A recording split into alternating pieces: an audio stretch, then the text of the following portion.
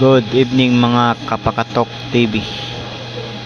So this video is for all criminology students who are going to take board exam.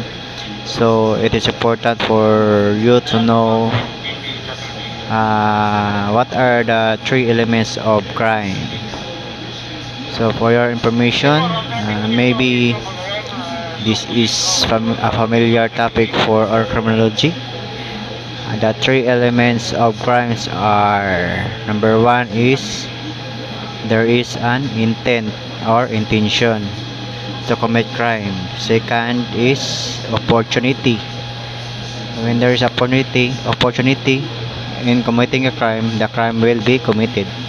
And the last one is motive. So motibo ng pag-commit ng crime. So without the absence of one is the crime will not be committed. So dapat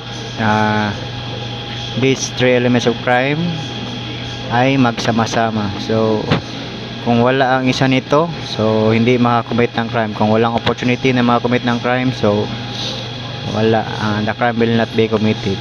And wala namang intention na mag-commit ng crime ang isang tao, so hindi naman magawa yung krimen. And kung wala namang motibo sa paggawa ng crime, so the crime will not be committed. So that three must be present, so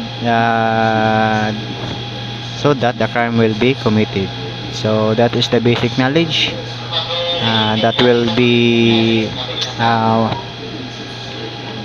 that is always come up in a criminal legislation examination. So take note for that, the three elements of crime. So basic na basic yan, lalabas lang yan kahit sa ang mga situational questions.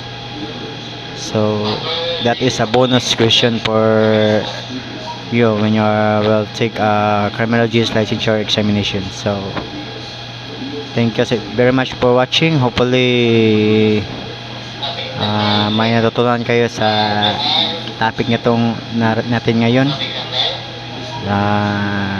If nagustuhan nyo ang video na ito, don't forget to subscribe, like, and share this video para maging updated kayo sa susunod nating mga topics about criminology.